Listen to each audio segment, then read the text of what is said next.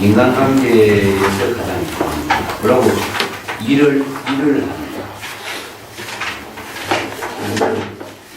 그 두 가지로서 이제 비교를 시킵니다.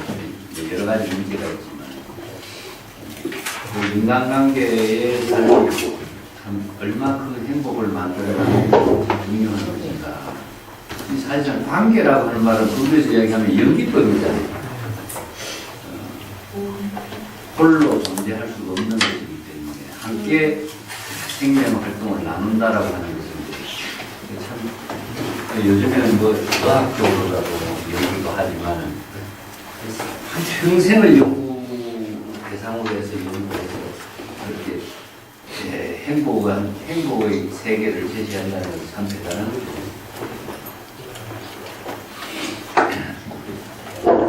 제가 신문 쪽지를 갖고 왔는데 아무 차이도 없네. 차라리 듣는다. 복사해서 나눠 드릴까 싶어서 어려웠는데 여기 없네. 다음에 제가 한번.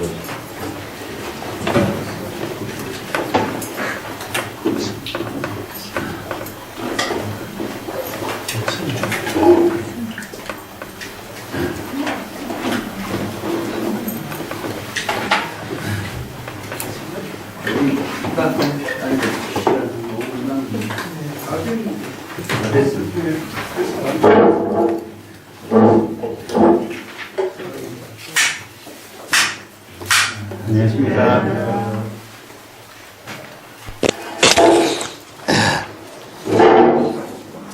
오늘 교재 뒤에 412쪽부터 그럼 하겠습니다. 건강경과 참선 수행이라고 하는 제목을 붙였습니다만, 경전이나 다른 어록에서 제시하고 있는 방편법문인데요. 이 방편법문은 붓다나 조사들이 자신의 안목으로서 이제 정법의 그 세계를 계시했다 하는데 큰 의미를 두고 있거든요. 자신의 주장을 한 것이 아니기 때문에 법화경 입장에 한다면 제법의 진실이 된 그 모습이죠. 제법 실상을 이제 우리가 자연법이라고도 이야기합니다. 이걸 이제 종합해갖고 불법이라고도 하고 진여법이라고 하는데, 이 법을 계시한 거거든요. 그러니까 설법하는 것은 자기 주관적인 사고가 들어가는 것이 아니고 이 법을 바르게 계시함으로 해서 이 법문을 듣는 사람들이 깨달아 체득하도록 하기 때문에 계시한 내용은 무엇이냐 하면은 방편법문이다. 그래서 불교의 모든 방편법문을 통해서 수행을 하는 것이기 때문에 이 방편법문은 궁극적으로 언어로 이루어졌지 않습니까? 언어로 이루어졌습니다. 그 다음에 문자로 이루어졌고, 두 번째는 기호로 이루어졌습니다. 또 숫자로 이루어졌고, 그러니까 경전에서 설하고 있는 여러 가지 언어나 문자 이 자체는 방편 법문을 제시했기 때문에 우리가 궁극적으로 언어나 문자 이것을 사유의 도구라고 생각하죠. 사유 도구. 사유의 도구를 사용하지 않고서는 깨달아 체득할 수 없기 때문에 경전에서 설하는 방편 법문을 통해서 수행을 하고 참선 공부를 하지 않을 수가 없는 거예요. 뭐 우리가 사회적으로 문명 사회의 모든 그 지식을 전달하는 그 책도 다 언어나 문자로 이루어졌는데, 불교에서는 독창적으로 또 이 숫자도 기호도 제시되고 있죠. 예를 들어서 뭐 제로라든가 이런 것도 원상이라든가 이런 하나의 그 기호도 제시하고 있죠. 1이라고 하는 숫자도 근본이라는 입장을 제시하고 있고, 2라고 하는 숫자는 차별의 숫자를 제시하기도 하고, 10이라고 하는 숫자는 완전 무결한 그 세계를 제시한 숫자이기도 하고, 이런 것이 이제 화엄경 같은 데도 십지품이라든가 십신이라든가 이런 10이라는 숫자로 많이 표기하거든요. 그 다음에 원상 안에 우리가 원상은 바로 법계를 표현하는 언어이기도 하고 우리들의 본래 마음이 청정한 그 경지, 부처의 그 지혜와 덕을 원만하게 갖춘 세계. 또 선은 시간을 표현하기도 하고 공간은 법계를 표현하는 공간적인 세계이기도 하고 그래서 시간과 공간이 함께 이루어지고 있는 우리들의 진여의 그 지혜 그 자체를 원상으로 표현하거든요. 그 원상에다 우리가 점을 3개 딱 찍죠. 그러면 점을 3개 찍으면 우리 조계 중에서는 이제 원상에 점을 찍어가지고요. 불법석 이렇게 표현하고 있지만은 원이 3점이라고 해서 원상 안에 점 찍은 것은 법신, 반야, 해탈이거든요. 이런 모든 것을 상징적으로 제시하고 있는 것으로 그 법의 체계를 이제 언어나 문자나 기호나 숫자로 이렇게 제시하고 있습니다. 그래서 이제 경전에서 설하고 있는 방편 법문을 통해서 이 방편 법문을 어떻게 우리가 자신의 지혜로 깨달아 체득할 것인가 하는 그 법문이 이제 불법을 계시한다 이런 말씀입니다. 그 412쪽에 한번 보겠습니다. 그래서 불법 수행에서 가장 중요한 것은 법의 종교다 하는 거죠. 그래서 이 법은 바로 이제 불법이다 부처가 되는 법이 이걸 이제 제가 자주 이야기하는 것처럼 진여의 법이다. 이것은 이 모든 법이 다 진실되게 작용하게 하는 그 근원적인 본성을 우리는 이제 불교에서는 진여라든가 법성이라든가 불성이라든가 이런 말로 표현하죠. 그래서 불교는 법의 종교다 하는 것이 기본 명제입니다. 그 때문에 누구 사람이 만든 종교가 아니다라고 하는 점이죠.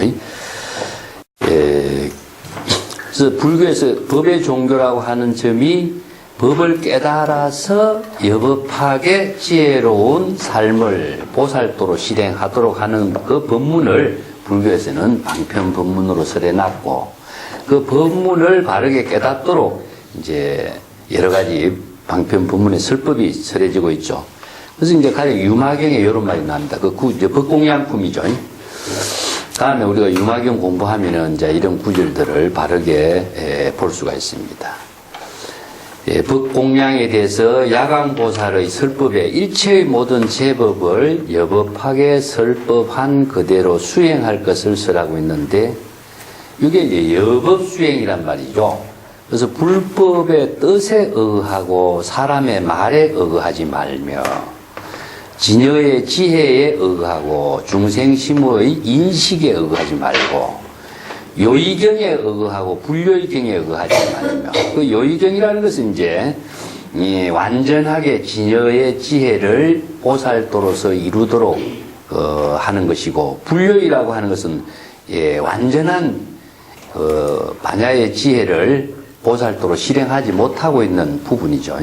이 때문에 요건 불요이라는 것은 완전하지 못한 그 법문을 완전하지 못하다 하는 것은 무엇이냐 하면요. 소승교로서 우리가 공부를 한다면은 대승의 불법을 완전하게 보살도로 실행하지 못하는 그런 경우가 있죠.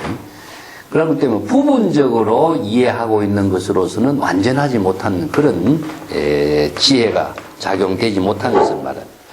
그 마지막에 이제 법에 의하고 사람에 의하지 말라 이런 말이 있습니다. 이 4가지를 사의라고 그럽니다.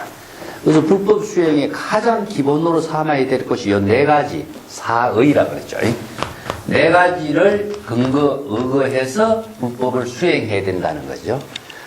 여기 유마경에도 나오고 열반경에도 나오고 대지도론에도 나옵니다. 보통 이제 법에 의하라 이것이 가장 기본 명제예요.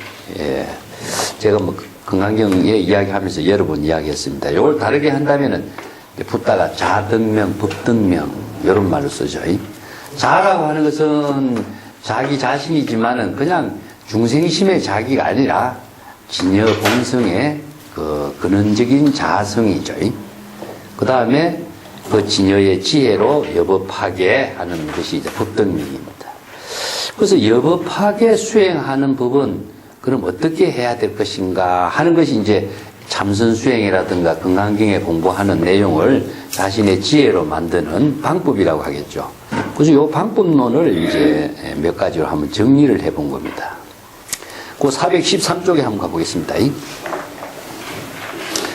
대승 경연에서 설하는 설법은 중생들이 모두 부처가 되도록 설한 법문이기 때문에 불법이라고 하고, 중생이 부처가 되는 방향과 방법을 방편 법문으로 설하는 것이 경전이고 어록입니다. 그래서 경전과 어록에서 설하는 방편 법문을 각자 진여 본성의 지혜로 여법하게 이해하고 여실하게 수행하지 않으면은 정법으로 불법 공부는 불가능하다. 그래서 법이란 불변의 법칙을 논리적으로 설한 것이기 때문에 논리적인 법칙은 마치 수학 공식과 같습니다. 그래서 불법의 가르침을 법수 이런 말씀입니다. 법으로 이루어진 논리적인 가르침 이런 뜻이죠. 이거 수학이라는 숫자라고 하는 것은 수학이라든가 숫자라든가 이런 표현인데, 수학은 논리적인 사고를 갖고 있잖아요. 그래서 정답이 꼭 하나가 나와야지 다른 답이 나온다면 수학은 잘못된 거잖아요. 그렇기 때문에 수라고 하는 말은 여기서 여법하게 논리적으로 이루어진 가르침, 그런 의미를 두고 있습니다. 그래서 이제 불법의 진실과 진여본성의 지혜는 정법의 지혜를 똑같은 사람이 똑같은 경지를 체득할 수 있도록 제시된 거죠. 그래서 과거, 현재, 미래 3세의 모든 재물 어떤 사람이라도 똑같은 경지, 진여의 지혜를 똑같이 깨달아서 체득할 수 있도록 제시하고 있는 법문이기 때문에, 그래서 일체 중생이 불성이 있다라고 하는 것은 부처의 불성이 따로 있는 것이 있고 중생의 불성이 따로 있는 것이 있을 수가 없는 거죠. 그래서 절대 평등의 종교다. 그래서 진여의 지혜를 모두 다 깨닫도록 제시하는 법문이 바로 불교의 가르침이다 하는 겁니다.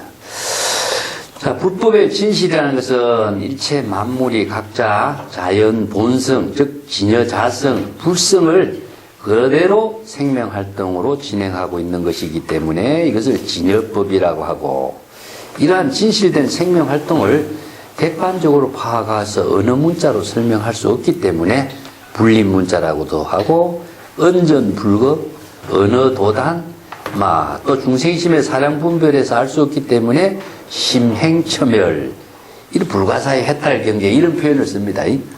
심행첨이라는 것은 또 마음의 의식으로 진행한 경지, 의식이 다 소멸된 경지, 그 행이라는 것은 마음작용이 소멸된 경지를 심행이라고 합니다.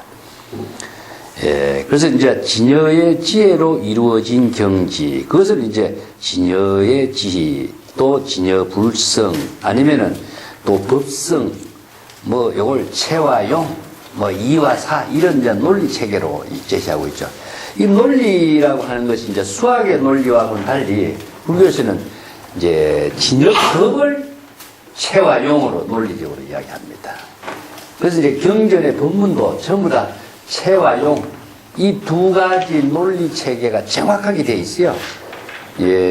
사국의 법문도 그렇게 이루어지고, 우리가 건강기계도 무위법으로 차별한다 하면 무위법은 공이고, 차별하는 것은 불공입니다. 진공, 묘유가 되죠. 진공은 체가 되고, 묘유는 용이 됩니다. 그렇지, 체와 용이라든가 진공, 묘유라든가 이건 논리적인 사고가 정확하게 되어 있어야만이 법의 체계에서 정법을 제시하는 법문이라고 이야기합니다. 근데 이제 중국 불교에 오면요, 중국 불교의 선생들은 이런 언어들, 인도의 언어들을 또 중국인들의 사상적인 토대를 맞춰갖고 자기네 언어로 많이 바꿔요. 그래서 중국에 와서 선생들이 독자적인 언어를 많이 제시했기 때문에 우리가 불교 용어가 지금 굉장히 다양하고 또 한자로 표현하다 보니까 어려운 이런 용어들이 많이 있습니다. 자, 그 점들을 이제 불법의 방편 법문이라고 하는 부분인데 414페이지 한번 보겠습니다. 자, 경전과 어록은 부처나 조사, 보살들이 불법의 진실, 즉 진여의 법을 깨달아 체득하도록 설한 방편 법문인데, 불법을 공부하고 수행하는 것은 경전과 어록에서 설한 방편 법문에 의하지 않고서는 여법 수행을 할 수가 없다는 점이죠. 경전과 어록이 참선 공부, 즉 불법을 깨달아 체득할 수 있는 모든 방편 법문은 사유의 도구다. 이 사유의 도구를 활용하지 않고서는 바른 사유를 할 수가 없고 바른 불법의 진실을 깨달아 체득하기가 어렵다. 그래서 이제 법화경에 우리가 대승불교에서 중생을 교화하는 차원에서 가장 대표적인 경전을 법화경이라고 손꼽아요. 뭐 경전이 다 훌륭한 방편 법문이기 때문에 어느 경전이 가장 훌륭하고 수성하고 이렇게 이야기하기는 어렵지만 특색이 있기 때문에 법화경을 대승불교의 꽃이라고 이야기하는 이유가 부처가 출현해서, 즉 서가모니 부처님이 화신불로 등장하죠. 화신불로서 등장해. 천백억 화신이라. 이게 화라고 하는 것은 변하는 법이거든요. 이 천백억 화신이라는 것은 무궁무진하게 많은 변화를 맞추는데 어디에 맞추냐 하면 중생의 근기에 맞춘다. 중생의 근기에 맞춰서 몸을 우선 놔두는 겁니다. 왜냐하면 중생의 근기에 놔두지 않고서는 중생들이 이 세계를 이해를 할 수가 없어요. 그래서 몸을 우선 놔두고 두 번째는 언어, 설법으로서 제시하고 있습니다. 이 때문에 언어나 몸으로서 중생의 근기에 맞춰서 중생들이 훌륭한 부처의 모습을 보고 그 부처의 설법을 듣고서 자신이 이해할 수 있는 거예요. 그러니까 중생들이 이해할 수 있는 수준에까지 가는 것을 보살도에서는 동사섭이라고 그러죠. 동사섭이라는 이야기 들었죠. 똑같은 게 중생과 똑같은 상황에 맞추어서 보살도를 실행하는 것을 동사섭이라고 합니다. 이건 노자에서는 화강동진이라고 그래요. 화강동진. 이런 것이 중국적인 사고에서도 굉장히 강합니다. 노자 같은 데도 보면은 연울여치, 바보스럽고 어리석은 사람처럼 해서 많은 사람과 함께 도를 실행하도록 해놨어요. 자기가 너무 똑똑하고 훌륭하고 위대한 존재, 이로 된다면 다른 사람들이 접근이 안 되겠죠. 아, 나는 저런 경지가 절대 이루어질 수 없다는 그런 어떤 위화감을 갖게 되는, 우리가 누가 그게 발심을 하고 그 원력을 세우겠어요. 그래서 자신이 아무리 훌륭한 그 빛을 가지고 있다고 할 때 이 빛을 완전히 죽이는 것을 화라고 합니다. 화강이라는 것은 빛을 죽인다는 뜻. 빛을, 자신의 뛰어난 지혜, 강명과 위대한 빛을 스스로 죽여버려야 돼. 그 중생과 함께 할 수 있는 경지에서 같이 도를 실행할 수 있는 인연을 나누는, 이것이 이제 연울, 아주 또 훌륭하지만은 바보스럽고 어리석은 사람처럼 그렇게 하지 않고서는 그 시대의 많은 사람과 함께 좋은 인연과 지혜를 나눌 수가 없는 거거든요. 보통 보면은 너무 자기가 그 일본 말로는 에라스기루라는 말씀입니다. 너무 에라익 하면은요, 너무 훌륭하고 똑똑해서 다른 사람이 딱 격리를 시켜버려요. 그렇지 않습니까? 이게 교만해버리기 때문에 다른 사람하고 동화가 안 되는 거죠. 그래서 자기가 아무리 훌륭하고 똑똑한 경지를 이루었다고 할지라도 자신이 갖고 있는 모든 것을 다 죽여야 돼요. 그래서 빛을 죽이요. 중생과 함께 해야 되는. 이게 뭡니까? 진흙탕에 같이 들어가야 같이 그 인연을 나눌 수가 있는 거죠. 이게 불교에서는 화신이라고 합니다. 똑같은 중생의 세계와 들어가서 중생과 같은 그 입장에서 중생과 함께 살면서 중생들이 이해할 수 있는 언어와 모든 방편 도구를 가지고 그 중생들과 함께 불법의 인연을 나눌 수 있는 사람을 우리가 보살행이라고 그러지. 그래서 보살이라고 하는 것은 자기가 너무나 똑똑한데 보살행을 혼자서 똑똑한 입장에서 보살행한다는 것은 불가능하거든요. 이게 이제 몸을 천백억 하신 중생과 똑같이 나누고 또 중생들에 맞는 언어로서 설법을 해서 그 사람들이 바르게 신심을 내고 원력을 세우고 같이 불도를 이룰 수 있는 인연을 함께 나누는, 이게 보살이거든요. 그렇기 때문에 여기서 화신으로서 부처님이 출연해서 많은 사람들에게 설법한 것이 바로 계시하는 겁니다. 법문을 계시하는 거죠. 예, 언어로 계시하고 문자로 계시하고 아니면 기호나 숫자로 계시했어요. 그러면은 깨달아 체득한 것은 뭡니까 이게? 각자 자기 원력행으로 이루어진 거죠. 예.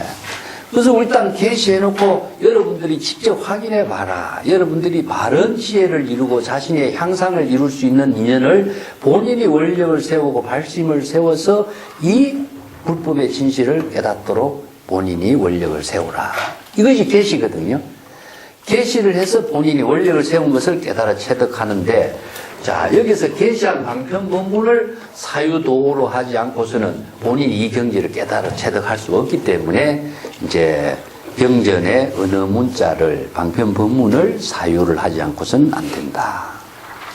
그리고 이게 시절 인연에 따라서 원력행을 세우고 불법을 계시한 법문을 자신이 사유해서 깨달아 체득해야 된다. 이게 이제 참선 수행의 기본 과제라고 할 수 있죠. 여기 이제 지난번에도 여러 번 이야기했습니다만 대승기실론에서는 이런 입장을 깨달음의 세계, 진여의 깨달음의 지혜로운 세계는 어느 문자로 설명할 수가 없습니다. 그래서 이연진여라고. 이연진여의 세계를 이제 불림문자라고 하고 어느 도단 심행첨이라고 했는데, 그렇다면은 어떻게 어느 문자로 설명할 수 없다면은 어떻게 우리가 그 경지를 깨닫겠어요? 그래서 화신으로서 중생의 근기에 맞춰서 언어로 문자로 설법을 한 것을 부처님이 교화라고 할 수 있어요.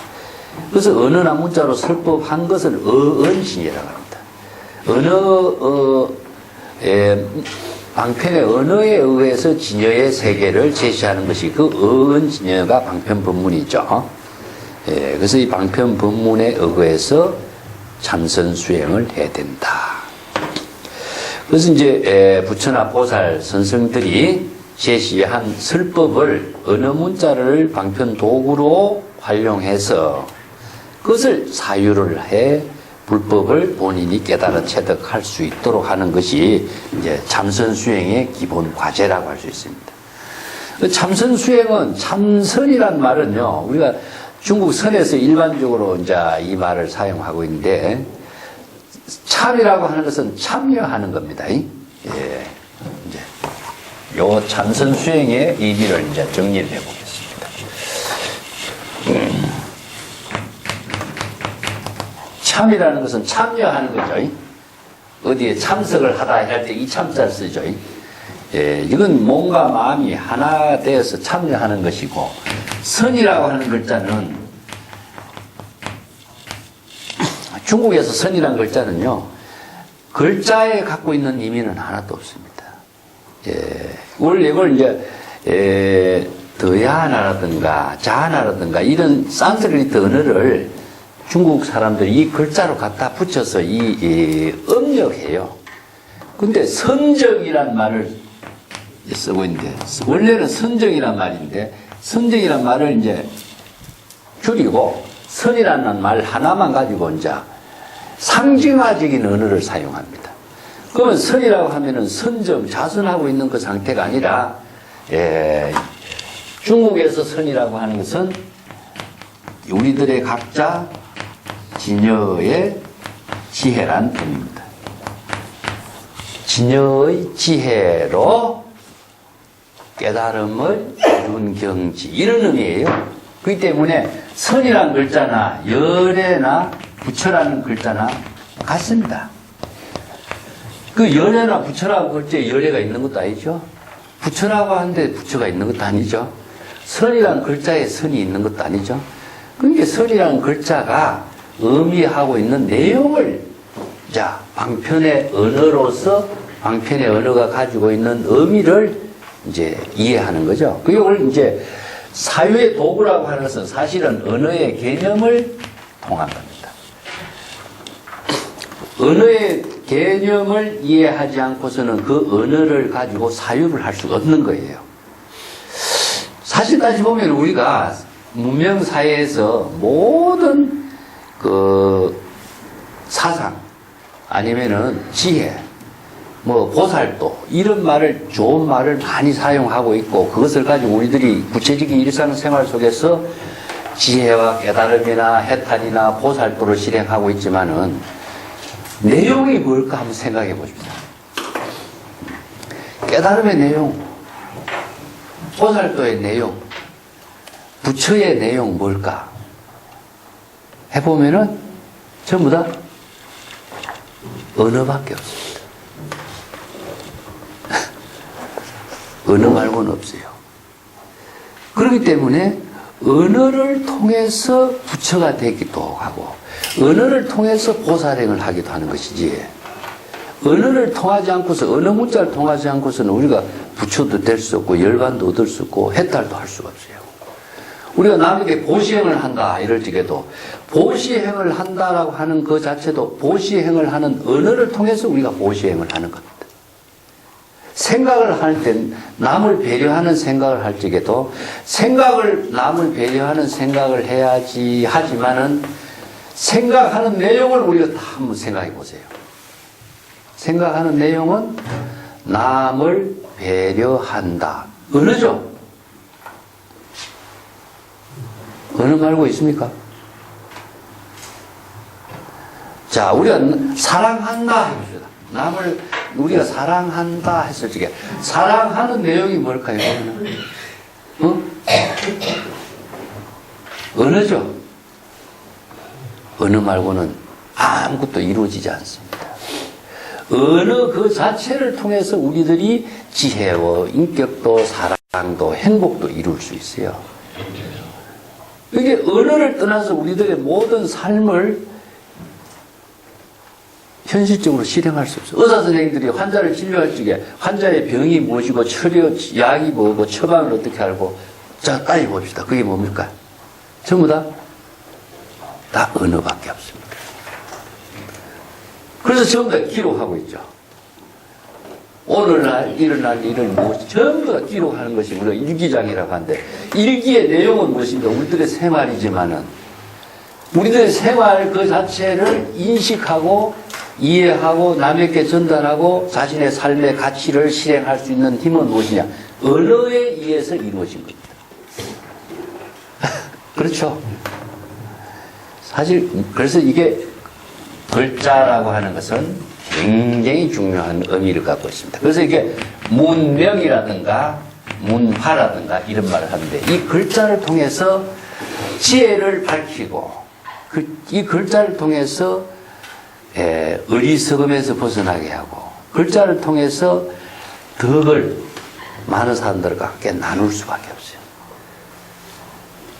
그래서 사고라고 하는 것 자체는 사고한다, 사유한다, 참선한다고 했을 적에 사고한다 하는 내용은 언어 말고는 없습니다. 언어 문자 말고는 사고의 내용이 있을 수가 없어요.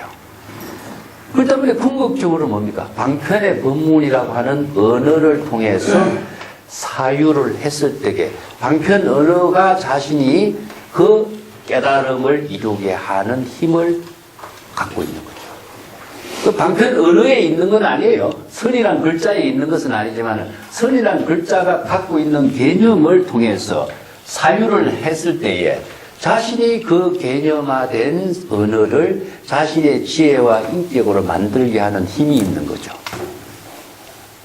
그걸 통하지 않고서는 우리들의 생활이 이루어지지 않습니다. 그래서 참선 수행도 언어를 깊이 사유함으로 해서 그 언어에 의해서 우리들의 삶이 그러한 사상과 지혜와 인격으로 변화시키게 하는 힘이 나와요. 이게 부처님의 설법은 뭐였습니까? 언어를 방편설법했습니다. 그 언어를 통해서 사유했을 적에 우리들이 각자 깨달음을 이룰 수밖에 없죠. 그러면 우리가 진언하지 않습니까? 네? 진언하는 것도 일종의 언어인데 예, 맞아요. 사실 저희들이 그 뜻을 모르고 많이 하잖아요. 예, 그거는요. 의미가 없습니까? 아니, 있습니다. 그 하는 그 방편에 의미가 있습니다. 그것은 제가 나중에 또 설명하겠습니다. 진언이라고 하는 거하고 염불이라고 하는 거하고 이게 이제 불교에서는 사마타의 수행으로서 있습니다. 예, 그것은 제가 나중에 다시 한번 할게요. 뒤에 우선 기본부터 먼저 하겠습니다. 그래서 참선 수행의 가장 중요한 것은 방편법에서 계시하고 있는 언어의 내용을 정확한 법의 체계로 제시한 개념을 이해하지 않고서는요, 우리가 사유를 바르게 못한다는 점이죠. 이게 여법하게 수행한다는 것은 여법하게 그 언어를 통해서 방편법문을 법의 차원에서 정확하게 이해하고 사유를 해야 여법 수행이 됩니다. 그래서 설법도 우리가 앞에서 부처님이 설법을 어떻게 해야 된답니까? 무법가설이라고 그랬죠? 무법가설이라는 것은 진여의 지혜로 설법하라 그랬거든요. 자기 생각대로 설법을 하지 마라 그랬어요. 자기 생각대로 설법하면은 중생심으로 자아의식으로 대상경계로 목적을 향해서 설법을 하면은 그걸 듣는 사람도 똑같은 그런 개념에 의해서 중생심으로 듣고 목적으로 듣고 누구를 위한 어떤 그 목적 지향의 사고로 설법을 듣게 돼요. 그러면은 이원론적인 가치관에 의한 설법이 이원론적인 중생이 되는 설법이 되지, 이건 설법이라 할 수 없습니다. 그렇기 때문에 여시 설법은 뭡니까? 진여의 지혜로 설법함으로 해서 진여의 지혜로 바른 깨달음을 이루게 하는 인연을 제시하는 거죠. 그래서 설법도 자신의 사고가 들어가면은 설법이라고 할 수. 그래서 계시라고 하는 것은요, 있는 그대로 열어 보여줘서 똑같이 진실 그 자체를 있는 그대로 계시하기 때문에 여기서는 자기의 사고가 들어가지 않는 겁니다.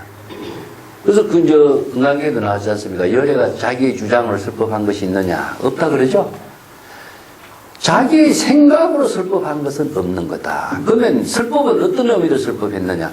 진실을 있는 그대로 객관적으로 여신하게 제시해서 그 진실을 있는 그대로 깨달아 체득하도록 설법한 거예요. 그래서 49년 동안 한 글자도 설하지 않았다는 말은 자기 주장을 갖고 설법한 부처는 없다는 이야기죠. 이게 이제 다른 종교나 다른 사상, 고전에서 제시하고 있는 내용하고 불법의 가르침의 설법하고의 차이점이라고 할 수 있어요. 다른 경전이나 다른 종교에서는 누구의 주장에 의해서 이끌어가고 있잖아요. 근데 불교에는 누구의 주장에 이끌어가는 것이 없는 거예요. 왜냐하면 법의 종교이기 때문에. 그래서 이 법을 제시한 사람이 누구냐? 부처의 설법이고, 그 법을 깨닫도록 방편법문으로 계시했기 때문에 이것은 자신의 주장이 들어가면 안 된다는 점이죠. 그런데 다른 고전은 무엇입니까? 처음부터 자기의 주장에 맞추어서 책을 저술을 하고 이 책을 읽는 사람이 내 주장에 동조하도록 하기 위해서 책을 쓰고 이렇지 않습니까? 그 점이 다른 점이죠. 경전하고 다른 고전하고 다른 차이점이라고 할 수 있습니다. 그래서 방편법문을 정확하게 여법하게 법의 체계로 이해하지 않으면 여법하게 사유가 안 된다는 점이죠. 제가 이야기하는 점은. 그걸 제가 415페이지에 그 칸을 써놨습니다. 그 진여법이라든가 불법을 우리가 방편법문으로 제시한 말을 통해서 어떻게 참선해야 될 것인가 하는 내 나름대로 정리해 본 겁니다. 참선 수행을 정법 수행으로 하려면 어떻게 해야 될 것인가. 그래서 이걸 제가 한번 정리해 본 거예요. 그래서 진여법을 계시한 것이 방편법문이기 때문에 방편법문으로 제시한 언어, 문자, 또 말, 숫자, 기호, 이것이 바로 참선 수행의 사유 도구입니다. 이 참선 수행의 사유 도구를 이해하려면 정확하게 언어 문자의 도구가 제시하고 있는 불법의 이게 참된 개념이죠. 부처라고 하는 말이 제시하고 있는 개념, 선이라고 하는 말이 제시하고 있는 개념을 정확하게 이해하지 않고서는 선이라는 말을 가지고 참선 수행을 우리가 할 수 없는 거죠. 자기 나름대로 이해한 글자로 가지고 참선을 수행한다면은 이것은 자기 생각으로 참선하는 것이지 여법 수행이 되지 않는다는 점입니다. 그래서 정법 수행이라고 하는 것을 바르게 하기 위해서는 언어가 제시하고 있는 그 의미나 내용과 뜻을 정확하게 이해하지 않고서는 어렵다 하는 겁니다. 그걸 이제 앞에서 네 가지의 그 기준을 제시했었죠. 그걸 다시 한번 정리하겠습니다. 자, 법에 의거하고, 뜻에 의거하고, 지혜에 의거하고, 요의법의 요의에 의거하라. 여기 네 가지죠. 예. 그래서 사람에 의거하지 말고, 사람의 말에 의거하지 말고, 사람의 주장하고 있는 의식과 사고에 의거하지 말고, 불효의에 의거하지 말고. 자, 요걸 하지 말고 하면서 법을 제시했습니다. 그래서 법은 어떤 법이냐? 바로 진여의 법입니다. 그래서 진여의 법을 깨닫도록 제시한 것이 뭐냐? 방편의 법문이다. 그러면 이 법에서 방편의 언어로서 제시하고 있는 그 내용을 정확하게 방편 법문이 제시하고 있는 뜻이 무엇인가? 이게 이 법이 작용하고 있는, 지혜가 작용하고 있는 뜻이 언어를 통해서만 이루어져요. 우리가 법이라고 하는 것이 무엇입니까? 진여의 법이기 때문에 진여법 그 자체는 깨닫게 하기 위해서는 방편의 법문을 통해서만 이루어지잖아요. 그래서 언어를 정확하게 이해하지 않고서는 이 법을, 이 진여의 법이 진여의 지혜로, 부처의 지혜로 깨달음으로 작용하게 하는 것은 궁극적으로 언어를 통하지 않고서는 불가능합니다. 그렇게 해야만이 지혜로 이루어지는, 부처의 지혜로 이루어지는 것이 되고, 부처의 지혜를 부족해야만이 보살도, 상구보리 하와 중생 보살도의 삶을 실행할 수 있는 거죠. 그렇기 때문에 이것이 정확하게 되지 않으면 정법의 수행이라는 것은 사실상 아니다. 그럼 자기 생각대로 참선 수행을 한다는 것은 그것은 참선 수행이 아니죠. 자기 생각하는 것 자체로서 뭐 여러 가지 분별적인 사고의 생각일 뿐이지 바로 정법의 지혜를 이루는 수행은 될 수가 없다는 점입니다. 그래서 방편의 도구를 정확하게 이해하는 것이 가장 중요합니다. 요걸 내가 이제 뒤에는 요 내용을 가지고 방편의 도구의 언어를 어떻게 정확하게 이해해야 될 것인가. 제가 뭐 수업 공부하면서 여러분 이야기했습니다만은 경전에 대한 여법하게 우리가 이해를 하지 못하는 글자가 뭡니까? 신, 올견자, 그 다음에 얻을 덕자라든가 뭐 이런 언어들을 가지고 내가 오해력이 많다고 이야기했죠.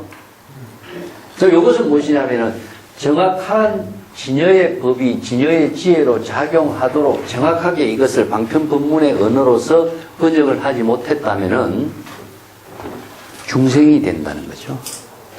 그렇기 때문에 이 언어가, 방편의 언어가 제시하고 있는 신심칼적에 견성 이런 말이죠.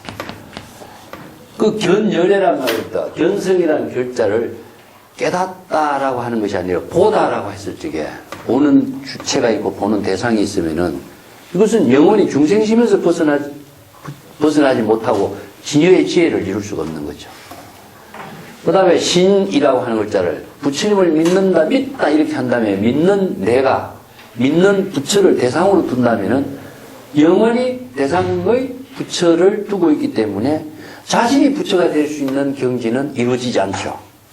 그렇기 때문에 정법의 여법하게 진여의 지혜가 작용하는 것을 이룰 수가 없는 거죠.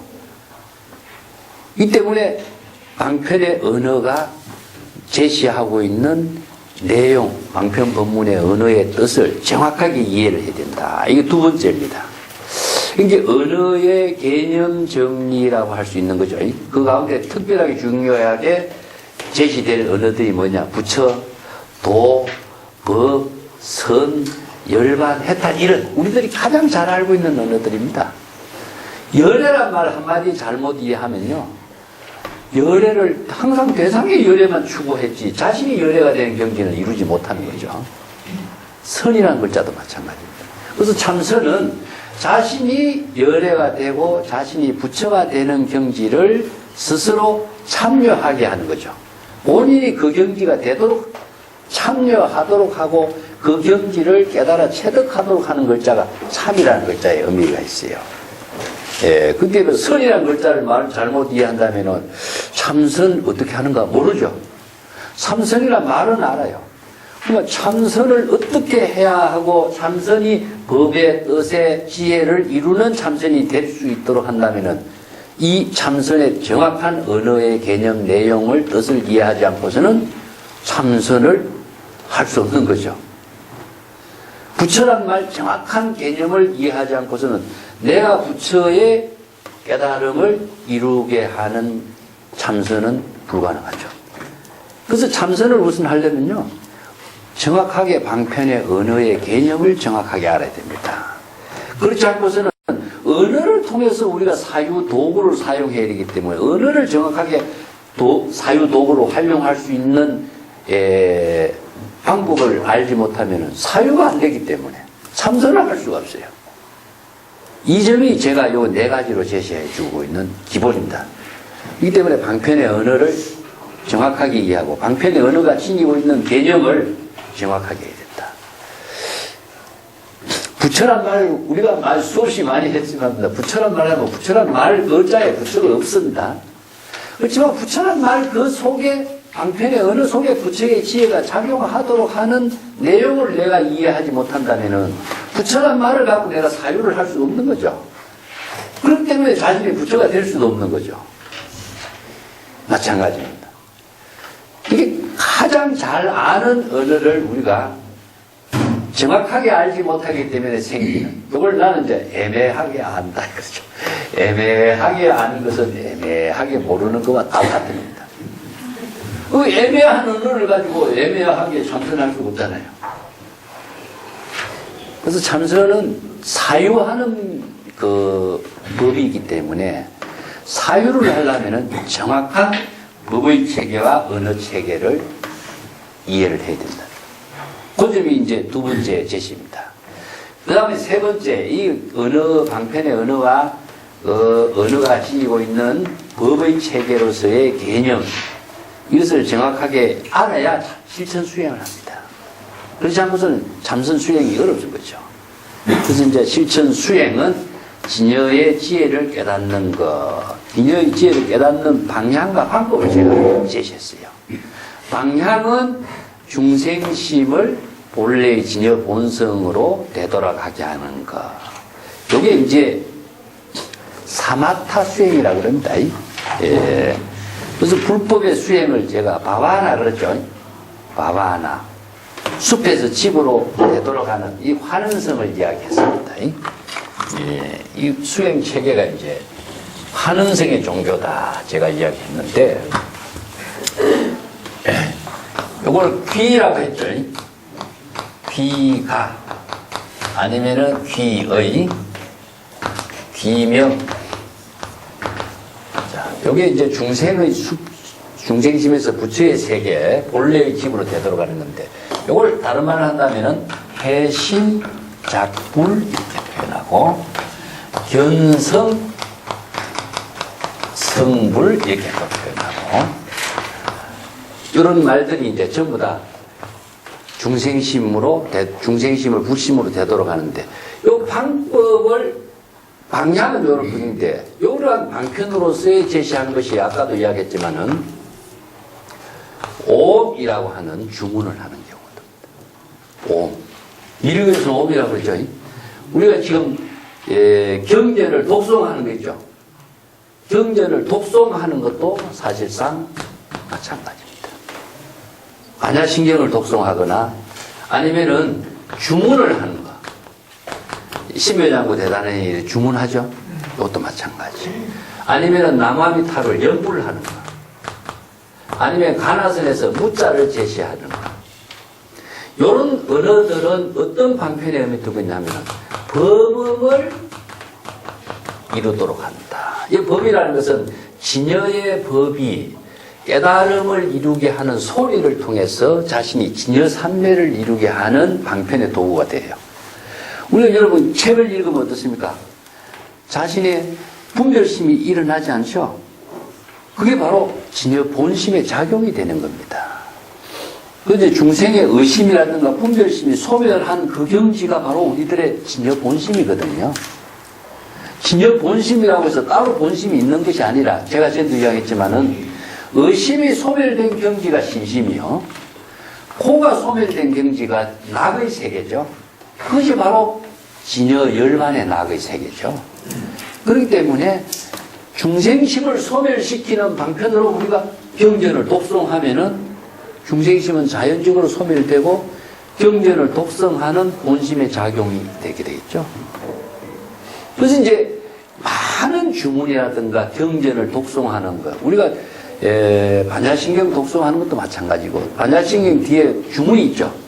주문을 하는 것도 마찬가지고 경전을 독송하는 것 자체가 바로 수행이 되는데 단순한 수행으로서 중생심에서 벗어나는 수행은 그것으로 돼요. 근데 그것으로서 근본의 지혜를 이룬다 그래. 근본의 지혜를 이룬다라고 하는 것은 방편의 지혜가 있는 건 아닙니다. 이게 망념을 소멸시키는 방편으로서는 괜찮은데 우리가 일상생활을 하는 데서는 방편의 지혜가 더 필요하거든요. 그렇기 때문에 방편의 지혜를 수행하는 방법하고 망념을 소멸시키는 수행의 방법하고 이 방편이 다 달라요. 그래서 이걸 사마타적인 수행이다. 이거 선정을 이루는 수행, 진여 본심을 회복하는 수행. 이걸 내심작불력, 중생심의 마음을 불심으로 바꾸어서 스스로 부처를 이루게 한다. 중생심의 망념에서 진여 본성을 깨달아서 부처를 이루게 한다. 이런 의미예요. 하지만 여기서는 근본지의 작용이다. 예, 그래서 근본지와 방편지가 나옵니다. 근본지는 무엇이냐? 우리들의 진여 본성이 본래 부족되어 있는 청정한 지혜 작용을 근본지라고 하고, 방편지는 뭐냐면은 일상생활 속에서 수없이 많은 다양한 번뇌 망념의 병을 치료할 수 있는 지혜를 방편지라고 합니다. 그 우리들의 일상생활에서 가장 필요한 지혜는 뭘까요? 바로 병이 났을 적에 병을 치료하는 지혜가 더 중요하죠. 그렇기 때문에 방편의 지혜를 많이 부족하는 지혜가 더 불법 수행에서 더 필요한 거죠. 그래서 부처님의 설법은 다 이 방편의 지혜인 겁니다. 그래서 방편의 지혜를 부족하는 방법은 무엇이냐? 방편의 법문을 많이 듣고 방편의 법문을 사유하고 방편의 법문을 자신의 지혜로 활용할 수 있는 능력을 만드는 것이겠죠. 그래서 우리가 건강기에서 수지 독송이란 말씀입니다. 그래서 많은 방편의 법문에 법문을 자신이 수지 독송해서 자신이 독자적인 안목으로 독자적인 능력으로 방편의 지혜를 활용할 수 있는 능력을 갖추는 거죠. 예를 들어서 하나의 모델이라고 할 수 있어요. 여기에 이제 법문이라고 방편 법문은 중생심으로 살지 말고 진여의 지혜로 살아라. 이런 말을 이제 무위법으로 차별한 지혜를 갖추라. 이런 말인데 그 지혜가 하나의 방편 법문의 모델이 된다면은 그것을 가지고 자신이 그 지혜를 구체적인 일상생활 속에서 활용해서 독자적인 안목으로 방편의 지혜를 쓸 수 있는 능력을 갖추는 거죠. 그렇기 때문에 그런 안목을 갖추게 될 때에 독자적으로 활용할 수 있는 능력을 무량삼매를 이루고 무량한 방편을 활용할 수 있는 능력을 부족하게 되는 겁니다. 그래서 그 근본적인 불법의 가르침을 자신의 방편의 지혜로 활용할 수 있는 능력을 갖추도록 하는 공부가 참선수행이라는 점이죠. 참선수행은 그런 그 불법의 지혜를 활용하는 능력을 갖추는 겁니다. 자, 그래서 방법은 그럼 무엇이냐? 방향은 잡았습니다. 중생심에서 핵심으로 방향을 잡았습니다. 그래서 이제 방편으로서 거기에 따른 방편은 또 여러 가지가 있어요. 밀교의 방편도 있고 참선수행의 선수행의 방편도 있고 연법수행의 방편도 있고 수없이 많은 방편이 있습니다. 이 방편이라는 것은 다양해요. 꼭 하나만이 이것만이 옳고 다른 것은 틀리다 이런 법은 없습니다. 상황에 따라서 사람의 근기에 따라서 이것을 활용하는 사람에 따라서 다양하거든요. 그런데 참선 수행자들도 하나의 방편이 아니고 선정의 수행이 수십 가지가 많습니다. 요 뒤에 내가 선정의 수행에 대해서 여러 가지 뒤에 또 기실론의 자료를 통해서 정리를 해놨으니까 그건 나중에 다시 하겠습니다. 자, 방향과 방법을 우선 정확하게 알아야 됩니다. 그럼 방법은 뭐겠어요? 제가 지난번에 자각성지라고 했죠? 자, 지난번에 이야기했습니다. 초발심이 적방법입니다. 초발심. 제가 발심하기가 어렵다 그랬죠? 초발심이 방법인 겁니다. 초발심이 변성, 정각이죠? 발보리심이 정각입니다. 건강기에서 처음에 뭐 했습니까? 발, 안욕따라, 산약, 산보리심. 그래서 그 건강기의 핵심은 발심인 겁니다. 발심을 함으로 해서 자신이 중생심에서 불심으로 자신의 지혜를 전향시키는 구체적인 방법이 나오죠. 그래서 건강경에 세 가지 과제였습니다. 보살이 불도 수행을 하는데 세 가지 과제는 발심을 어떻게 할 것인가. 그 다음에 중생의 번뇌 망심을 어떻게 항복해서 부처의 마음으로 전향할 것인가. 그 다음에 일상생활 속에서 보살도의 삶을 어떻게 실행해야 될 것인가. 이 세 가지거든요. 이 세 가지를 줄이면 어떻습니까? 바로 첫 번째, 중생의 번뇌 망념을 불심으로 전환하는 것이 바로 항복지심이고, 그 구체적인 방법은 무엇이냐? 발심하는 것이고, 세 번째, 응여시주, 일상생활 중에서 진여의 지혜로 보살도를 실행하는 것이 바로 우리들이 묘의경, 보살도의 지혜를 실행하는 삶이 실행되는 거죠. 이 세 가지가 건강경에서 기본이에요. 다른 경전도 마찬가지입니다. 이 때문에 발심을 하는 것이 구체적인 방법이에요. 그래서 발심을 할 때 뭐가 됩니까? 발보리심은 뭐죠? 발심을 함과 동시에 깨달음을 이루게 되겠죠. 그래서 자각성지라. 자각을 하는데 발심을 어떻게 할 것인가? 그 구체적인 방법이 제가 프린트를 나눠준 것처럼 망념을 자각하는 방법 말고는 없습니다. 그래서 자기의 마음속에 지금 내가 망념이 일어났는가를 판단하는 기준은 무엇이냐? 내가 진여의 법에 의한 지혜로운 삶을 살고 있는가? 이것에 대한 자각이겠죠. 그래서 망념을 자각하는 것이 발심이고, 망념을 자각했을 때에 자각성지를 이루고, 그것이 바로 자신의 깨달음을 이루게 하는 방법입니다. 예. 그래서 초발심이 바로 정각의 경지를 이루는 거예요. 예. 그래서 발심, 그것이 보살도 실행하는 거죠.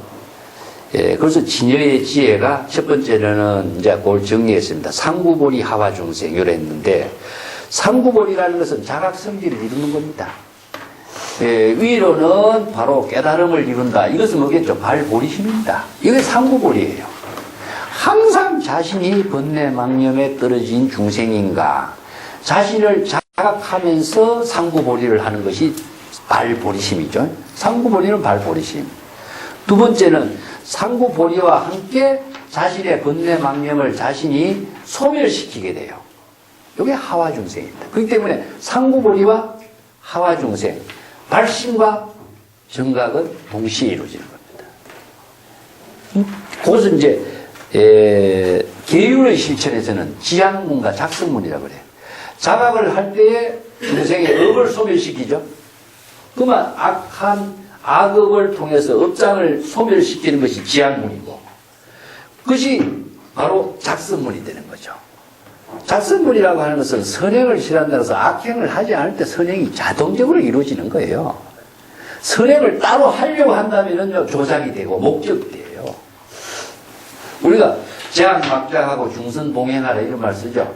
모든 나쁜 일을 행하지 말고 모든 착한 일을 하라, 이런 법문을 이렇게 하는데, 악한 일을 하지 말고 착한 일을 하려고 하면 이건 이중적인 구조가 되겠죠. 그럼 착한 일을 찾아서 어떻게 해야 될 것인가? 이 법을 볼 적에는 방편법문으로는 그렇게 해도 실제로는 어떻겠냐? 진여의 법으로서 지혜가 작용되는 법을 실천했을 적에는 나쁜 행을 하지 않는 것이 바로 작성문입니다. 그게 업장을 소멸하는 것이 바로 청등한 성근공덕을 짓는 것이 되는 거죠. 이걸 서에서는 뭐냐? 살인도 활임금이라고 그래요. 그 살인도 그럼 번뇌망념을 차단하는 것입니다. 번뇌망념을 어떻게 차단하는가? 이거 모르면 안 되겠죠. 그래서 이 살인도라고 하는 방편의 언어를 우리가 알고 있을지라도 살인도라고 하는 방편의 언어의 의미와 내용과 실천 방법과 방향을 모른다면 살인도 쓸 수가 없어요. 이 때문에 방편의 언어가 지니고 있는 의미와 내용과 방향과 방법이라든가 실천 방향 방법까지도 정확하게 알아야 살인도라고 하는 언어를 자신이 번뇌망념을 죽이는 칼로서 쓸 수가 있는 겁니다. 아무리 언어를 많이 알고 있을지라도 그 의미와 내용과 방향 방법을 모른다면 자신이 그 참선으로서 자신이 깨달음으로 만드는 작용은 할 수가 없는 거예요. 이게 얼마나 애매하게 아는 언어가 애매하게 자기 자신에게, 예? 이게 경전 공부를 해도 이 내용을 정확하게 알지 못하고 언어만 알고서 경전 공부하는 사람들은요, 참선 공부 못하게 돼 있어요. 할 수가 없어요. 예. 하는 것처럼 해도 못하는 거예요, 그거는. 이건 절대 불가능합니다. 이 때문에 살인도는 무엇이냐? 망념을 자각하는 거라 그랬죠? 이렇게 자각성지, 초발심, 이것이 바로 살인도예요. 남의 망념을 어떻게 내가 자각시키지? 없어요. 불가능합니다. 그래서 자기 스스로의 중생심을 제도하는 것이지 남의 중생심을 내가 제도해 줄 수가 없어요. 단순히 어떻게 해야 돼? 계시할 수밖에 없습니다. 계시. 계시라는 것이 뭡니까? 방향과 방법을 이렇게 실천 수행하도록 계시하는 거예요. 본인이 발심하고 초발심을 일으키고 자신이 신심을 일으켜서 자기 자신을 원력행으로 보살도로 실행하고 구도적인 삶을 실행하는 것이지 남이 해줄 수가 없는 거예요. 그렇기 때문에 이 방향과 방법을 언어를 안다고 해서 실행한다는 건 아닙니다. 정확하게 알아야 되죠. 그래서 제가 초발심이라는 말이 얼마나 중요한 것인가. 초발심이 다른 말을 한다면은 자신을 깨달음으로 이루게 하고 망념을 소멸시키게 하고 바로 지금 여기서 부처를 이루게 하는 구체적인 방법은 초발심밖에 없습니다. 예, 그것은 망념을 자각해야 되는데 망념을 자각하려면 그냥 자각이 되겠어요? 내가 이것은 망념인가 이것이 중생심인가 판단하는 능력이 없으면 자각을 하지 못해요. 그렇기 때문에 법을 알아야 돼요. 법에 의해야 되고 법이 작용하는 뜻을 알아야 되고 그래야만이 지혜를 이루게 하는 일. 불법을 모르는 사람이 참선 수행한다. 이것은 있을 수 없는 일입니다. 예, 불법의 대의를 모르고 불법의 사상체계를 모르고 불법의 언어의 방편의 의미를 모르고 참선 수행을 한다. 이건 있을 수 없는 일이에요. 그래서 이 네 가지 방향 여기에서 방편 분문의 언어, 의미, 실천 방향과 방법 그 다음에 이것을 완전히 자신이 수지 독송할 수 있는 능력을 갖추는 방법이에요. 세 가지가. 경전 공부를 해서 경전 법문의 방편의 법문을 자신의 지혜로 활용할 수 있는 능력을 완전히 갖추었을 때 네 번째 보살도 실행합니다. 여기 응여시주라고 그랬죠? 금강경에. 네 번째가 바로 일상생활 속에서 보살도에 실행하는 능력을 갖출 수 있는 거예요. 이게 바로 요의경입니다. 그래서 금강경에 이 과제를 중심으로 해서 내가 이걸 정리를 해본 거예요.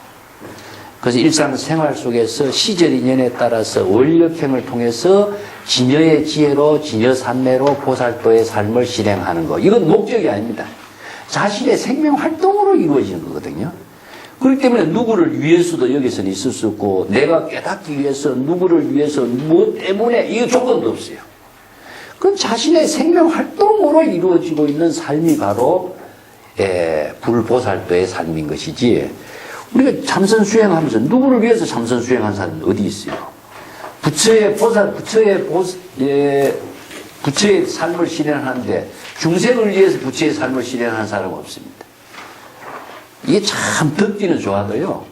이것은 불법하고 전혀 관계없는 이야기입니다. 그래서 이런 잘못된 그 언어들에 의해서 사람들이 종교를 잘못 갖게 되면 마약성과 같게 됩니다.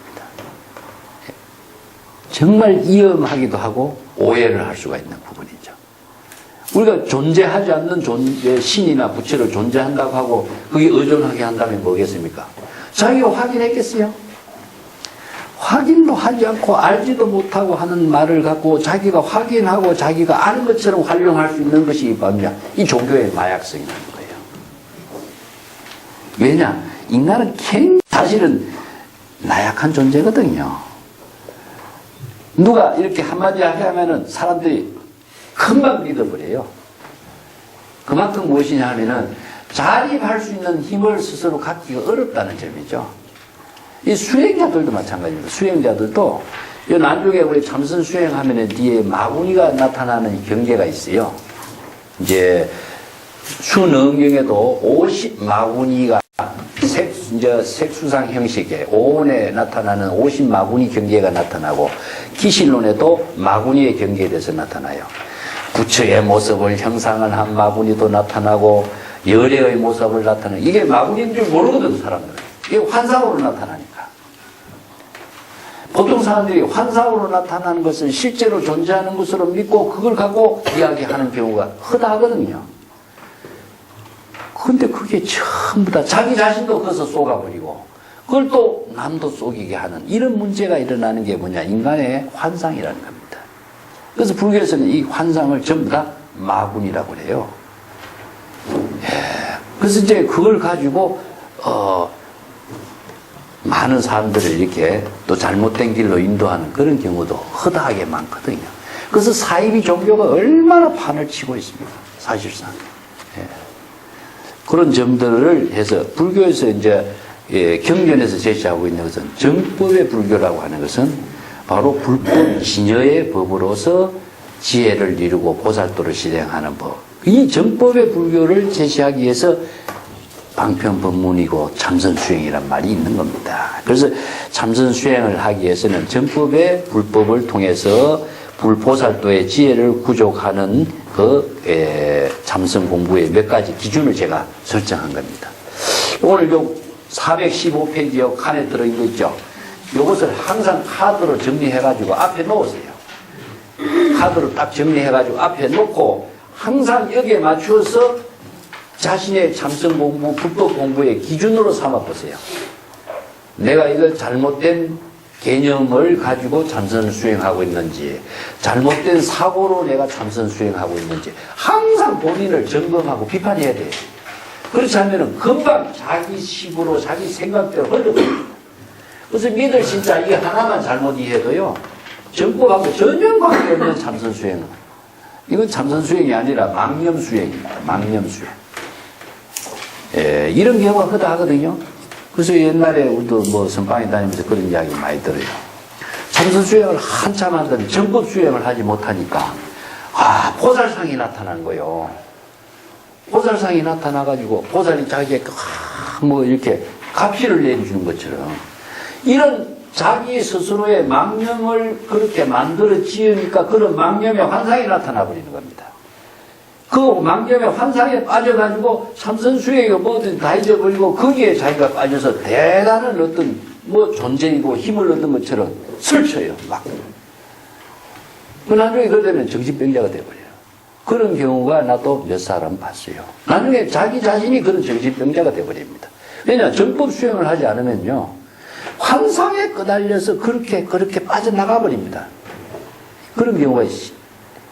이게 이제 마구니의 경계라고 그러는데 그런 경우 많습니다. 신체를 손상시키는 경우도 있어요. 정말 이건 바르게 참선 수행을 하지 않으면 이런 여러 가지 부작용이 따르기 때문에 이 기실론에서도 마구니의 경계를 주의하고 있는 부분이 나옵니다. 내 뒤에 책에도 써놨습니다. 자, 416페이지에 이것을 제가 기본적으로 해서 조금 설명을 했습니다. 자, 1, 2, 3, 4로 나누어 가지고요. 언어 문자나 기호나 숫자 등 이것을 경전, 어록, 설법과 방편법문의 언어를 어떻게 우리가 바르게 이해해야 될 것인가. 자, 그것을 416페이지 한번 보겠습니다. 그 부처님과 선생들의 설법과 대화를 입을 통한 말씀의 소리다. 이게 음성이에요, 음성. 사실상 설법이라는 것은 전부 소리밖에 없죠. 소리를 언어나 문자로 기호로 기록한 것이 뭡니까? 사실은 언어잖아요. 소리밖에 없습니다. 그래서 부처님이 맨 처음에 설법했을 적에는 문자가 없었어요. 그래서 뭐 편집을 했을 적에 소리 들은 말씀 그대로를 전부 다 외워서 경전 결집을 했습니다. 경전 결집을 했으니까 문자로 결집한 걸로 우리가 생각하거든요. 1집, 2집 결집은 문자 결집이 아니라 소리 결집. 아함경이라고 하는 말이 그런 의미를 두고 있습니다. 아가메라를 아함경이라고 합니다. 아함경이라고 하는데 이것은 구전으로서 전성되어 내려온 것 이런 의미입니다. 입으로 전성되어 내려온 것 이런 뜻이에요. 아가마란 말은. 그래서 우리 원시불 경전은 아함경이라고 합니다.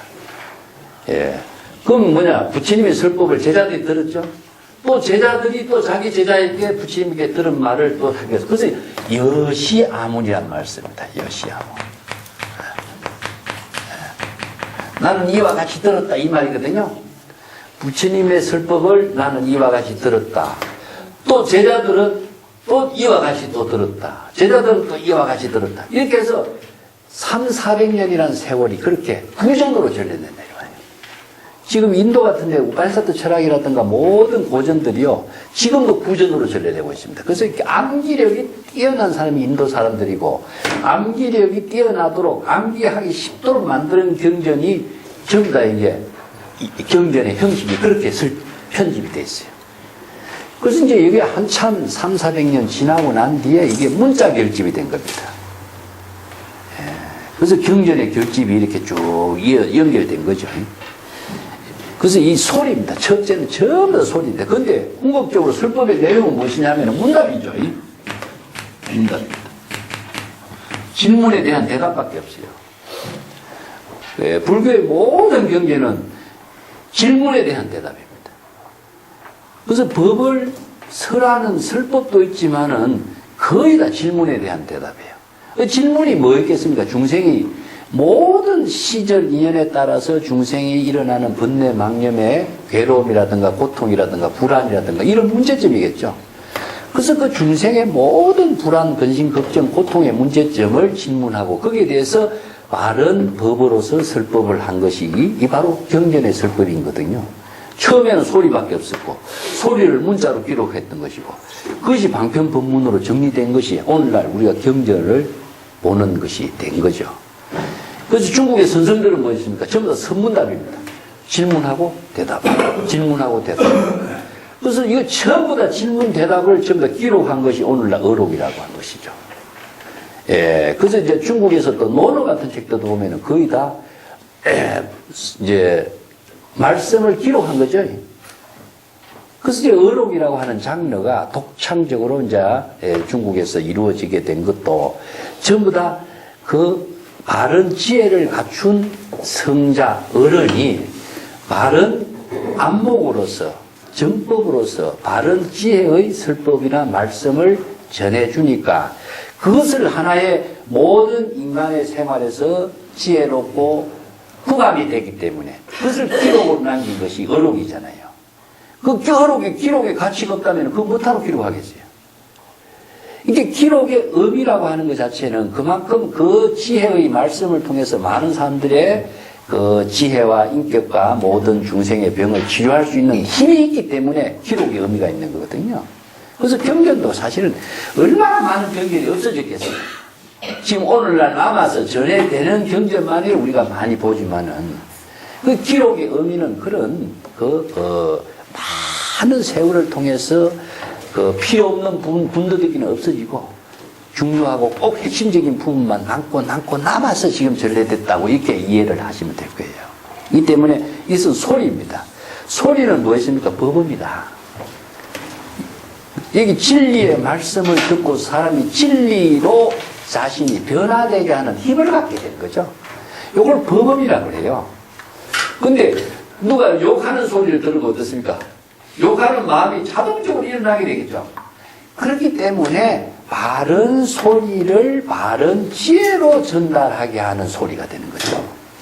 그래서 설법은 바른 지혜를 이루도록 하는 소리가 되는 겁니다. 그렇기 때문에 자신의 생각이 그 들어가면 안 된다는. 중생심이 개입해서도 안 되고 사랑 분별이 개입해서도 안 되고 차별 분별심이 일어나는 사고가 들어가면은 그 소리를 듣는 사람은 어떻게 됩니까? 차별 분별심이 되어버리겠죠. 그렇기 때문에 그렇게 설법을 하지 말라 하는 것이 무법가설이란 말이죠. 그래서 여시 설법이었어요. 진여의 지혜로 설법을 해야 한다. 그러면은 여시 아문이 되죠. 진여의 지혜로 깨달음을 이루게 하는 것. 이 문이라고 하는 것이 소리를 듣는 겁니다. 그렇기 때문에 여시 설법을 여시 아문이 했기 때문에 이와 같이 경전으로서 그 법문이 오늘날 문자로 기록된 거죠. 그렇기 때문에 우리가 또 지금 여시 아문이 될 수 있게 하기 위해서는 이 언어가 제시하고 있는 법에 맞추어서 여법하게 여실하게 이 법문을 수용하지 않는다면 내가 이 법문을 자신의 지혜로 깨달음으로 보살도로 실행할 수 있는 능력을 만들 수가 없게 된다는 거죠. 그래서 이 소리를 귀로 듣는 거하고 우리는 글자로 만들었기 때문에 눈으로 보는 것이다. 그래서 시각형과 청각형의 두 가지의 작용을 통해서 깨달음을 이루게 하는 인연을 만들어 놓은 것이 오늘날 경전입니다. 예.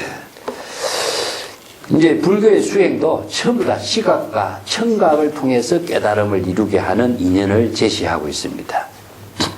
아까 여기 이야기는 무엇이냐? 이 법음을, 이게 소리거든요. 이 법음이라고 하는 것은 이 어떤 진여의 법입니다.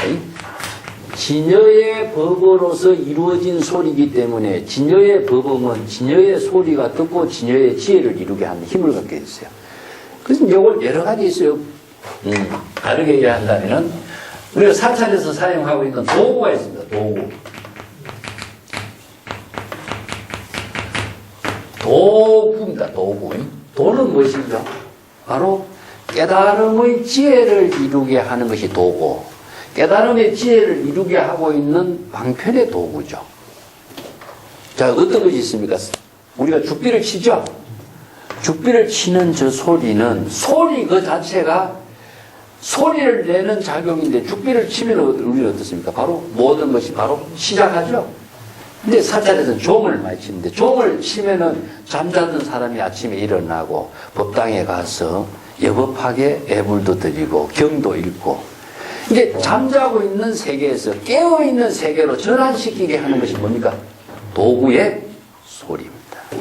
그래서 소리라고 하는 것 자체가 단순한 소리지만 그 소리가 갖고 있는 의미가 뭐겠습니까? 바로 전부 다 깨달음을 이루게 하는 소리가 되겠죠? 근데 여기서는 구체적으로 분별적인 소리가 아니에요. 분별적인 작용이 일어나지 않는 소리이기 때문에 도구란 말씀입니다. 이걸 그래서 도구에서 사용하는 소리를 전부 다 법음이라고 합니다. 법음이라는 것은 진여의 법으로서 진여의 지혜로 작용하는 소리다. 이런 뜻입니다. 이게 새소리, 이런 소리, 물소리, 이런 소리가 분별심이 일어납니까? 자연의 모든 소리는 진여의 지혜로 작용하는 소리는 다 법음인 거예요.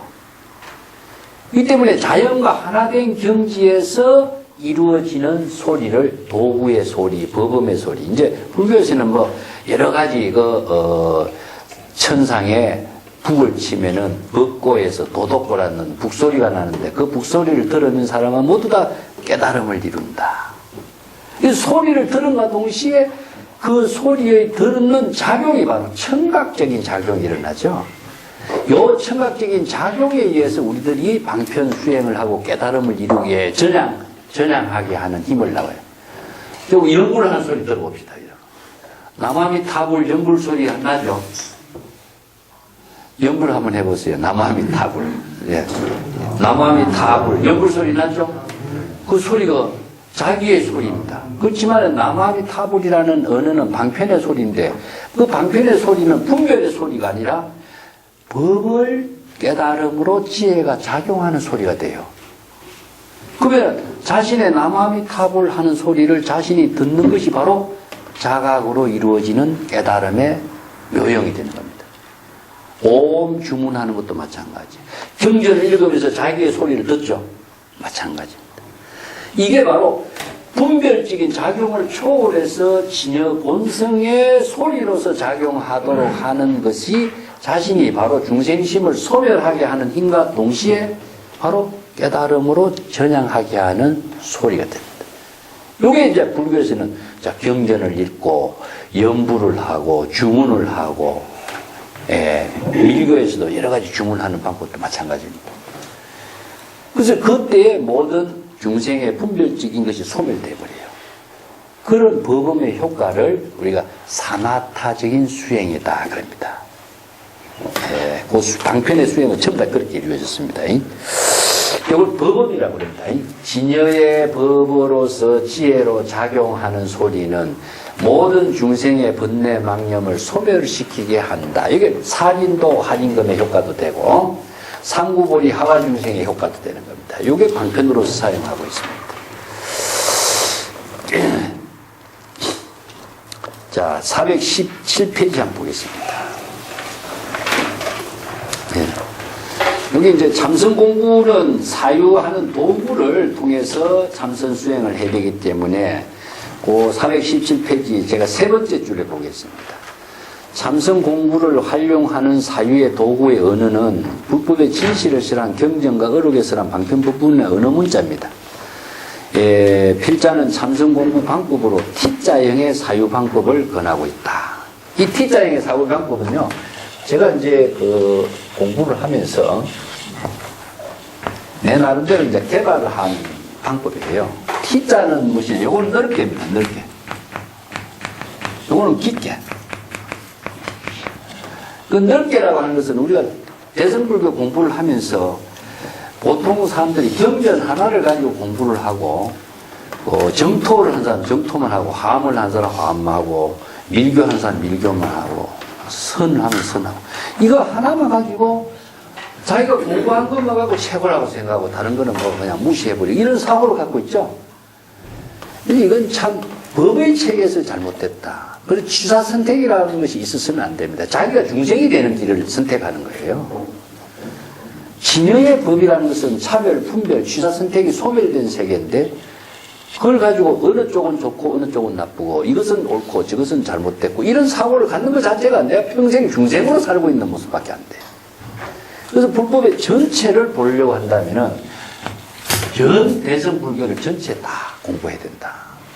뭐 의학을 통해서도 마찬가지고 어느 분야도 마찬가지입니다. 우리가 인간 사회의 모든 것이 불필요한 것이 있다면 이 세상에 존재할 이유가 없잖아요.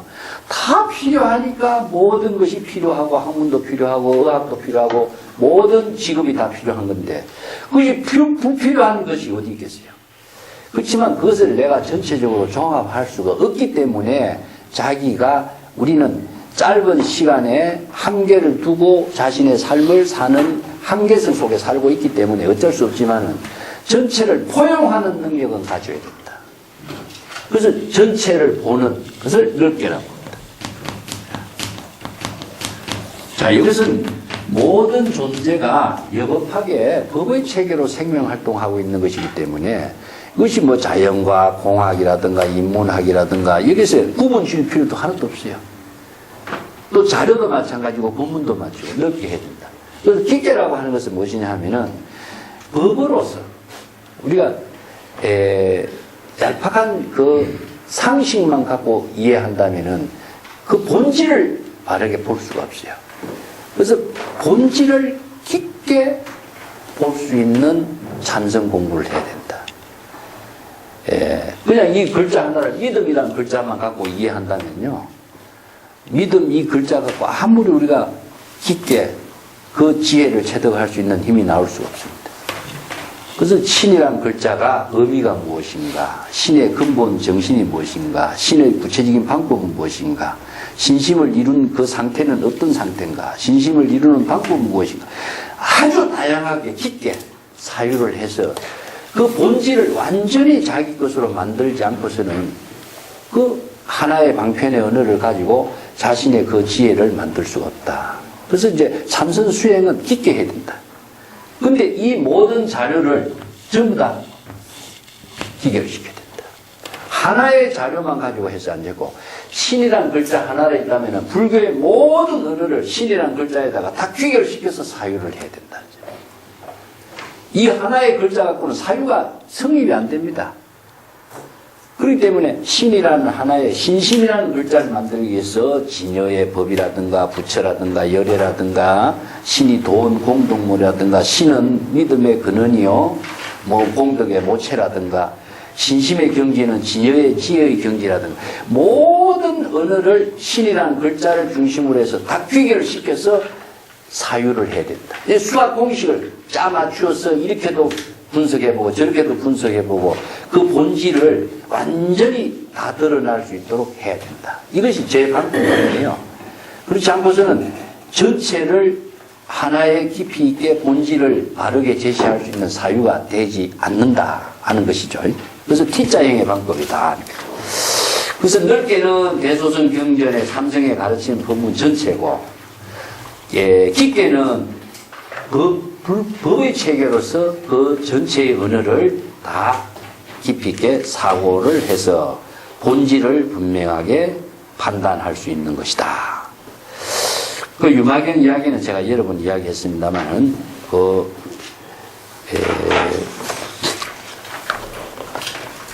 뒷페이지에 넘어가면요, 그 418페이지입니다.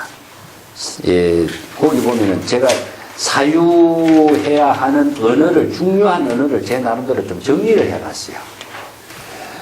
자, 여기에서 제시하고 있는 여러 방편의 언어는 진여의 법으로 여실하게 참선 수행의 화두로 삼아서 수행을 해야 된다. 참선이라는 것은 자문자답이거든요. 예. 자문자답이다. 예.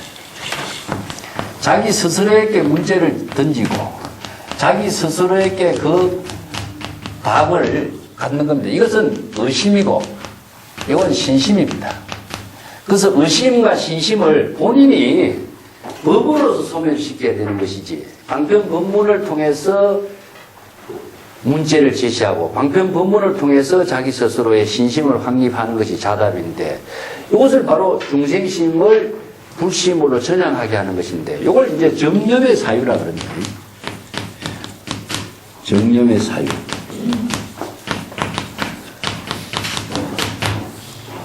여기 이제 정념과 망념의 사유에 대한 이제 내용의 그 문제점은 제가 나중에 뒤에서 다시 언급을 하겠습니다.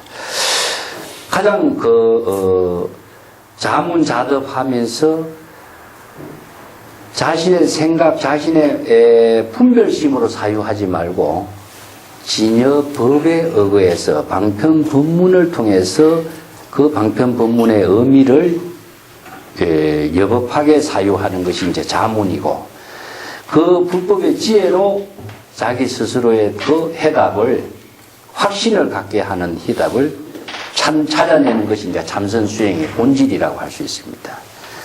그래서 아까도 이야기했지만 굳이 언어를 통하지 않고서는 사유를 할 수가 없습니다. 그렇기 때문에 우리가 가장 근본적으로 중국 선문답에서 가장 많은 질문이 무엇이냐? 여하시 부처. 부처가 무엇입니까? 이 질문입니다. 수없이 많은 선생들이 이 문제를 넘지 않고서는 수행을 할 수가 없어요. 부처란 말을 통해서 제시한 부처가 무엇인가를 본인이 확실하게 철저하게 그 경지를 깨닫지 않고서는 자신이 부처를 이루는 방향과 방법을 통해서 부처가 될 수 있는 그 경지를 체득할 수가 없어요. 그래서 부처란 말, 이 언어 한 자가 방편의 언어지만은 방편의 언어가 제시하고 있는 것은 자신이 부처가 되는 길이에요. 그렇기 때문에 부처란 무엇인가, 이 한 문제를 가장 근본 문제로 제시하는 겁니다. 불교에서는. 근데 한자로서 부처라고 하는 것은요, 사람이 아니라는 뜻입니다. 이건 그 산스크리트 붓다라고 하는 말을 번역한 말이거든요. 붓다. 붓다는 각자거든요. 깨달은 자. 이것을 중국 사람들은 부처 이 말로 번역을 바꿔놓은 겁니다. 그러면 깨달은 자는 뭘 깨달았겠어요? 네? 자, 항상 깨달음은 뭘 깨닫는가? 망념을 깨닫는 겁니다. 자신의 마음속에 망념이 바로 중생이죠. 자신의 망념을 깨달은 자가 부처인데 망념을 깨닫는 방법이 어떻게 깨닫겠어요? 망념인지 아닌지 판단할 수 있는 능력이 없으면 망념 깨달을 수가 없습니다. 그렇기 때문에 중생을 구제하는 자가 누구냐? 부처입니다. 붓다입니다. 자신의 마음속에 일어나는 망념의 중생을 자신이 깨달음으로 해서 자신의 망념을 구제하는 것이기 때문에 중생을 구제하는 자 부처입니다.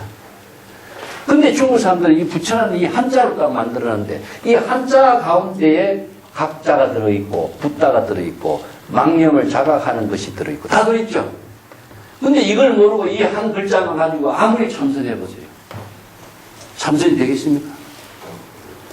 절대 참선이 안 됩니다. 그렇기 때문에 이 글자가 지니고 있는 의미를 전체를 다 사유해서 자신이 부처란 무엇인가 본질을 정확하게 알지 않고서는 부처라고 하는 말을 갖고 사유를 할 수가 없어요.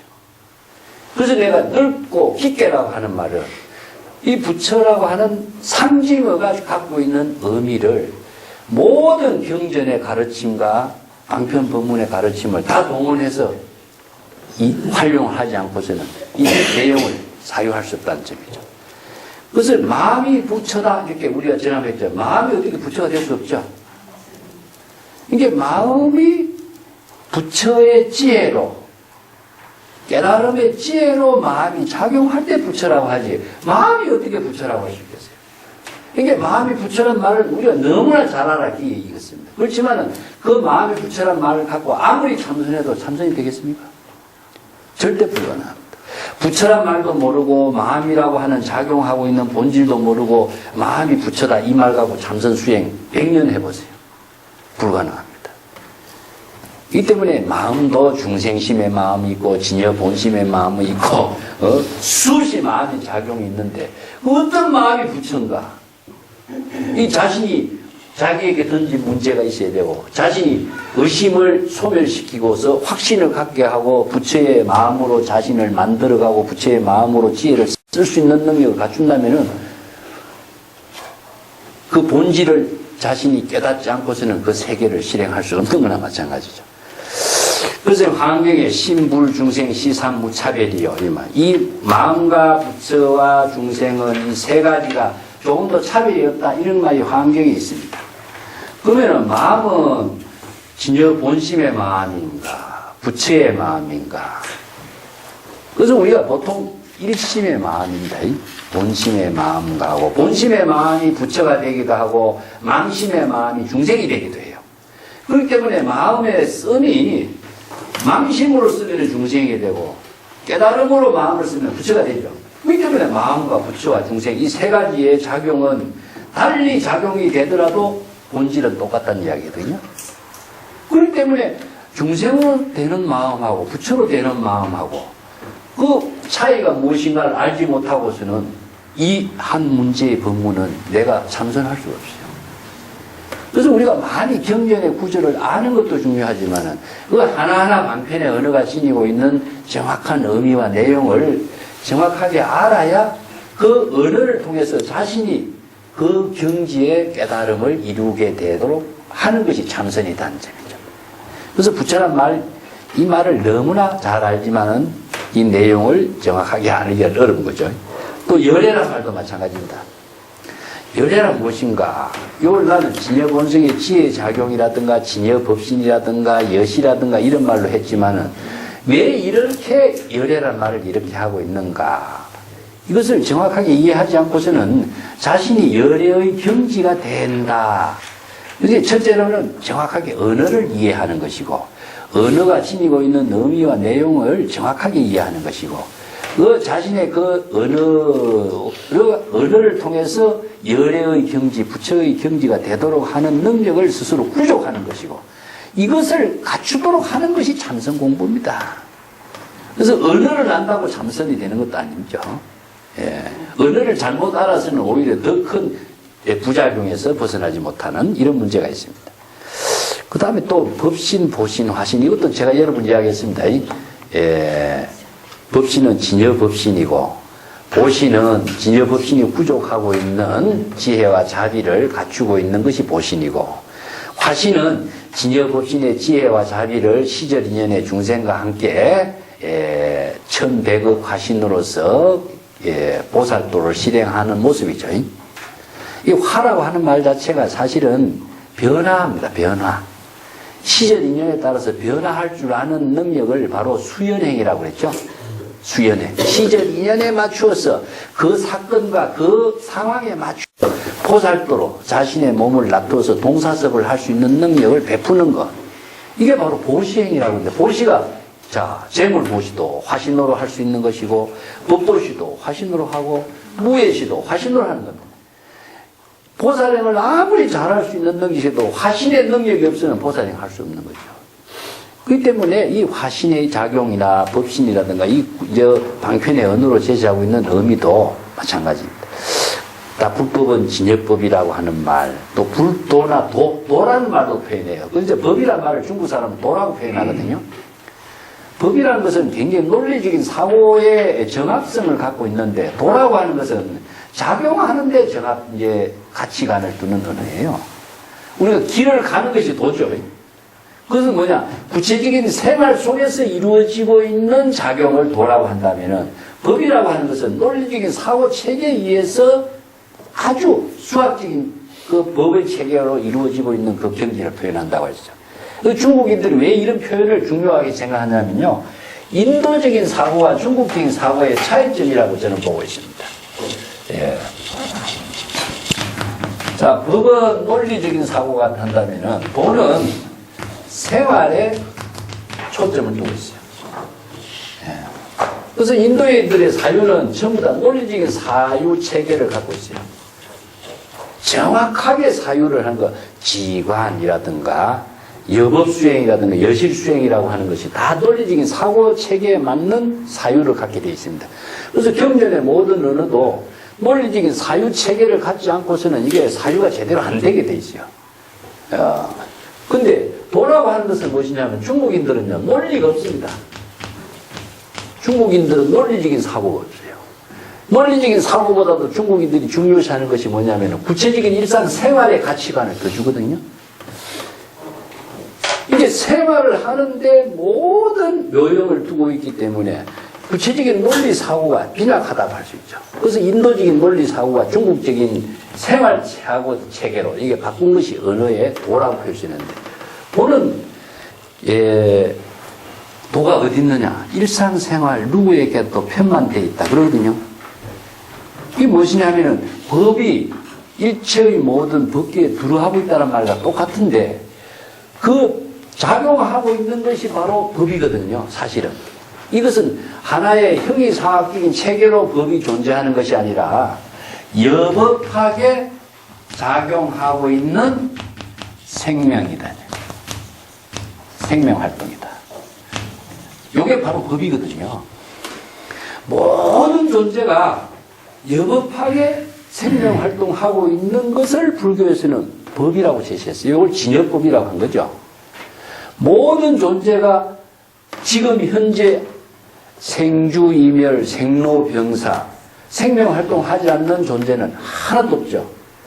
그것을 바로 불교에서는 인연법, 연기법, 무상해법, 이렇게 법으로 가져있는데, 이것을 모든 존재가 생활하고 있는 상태로서 보는 것이 도죠.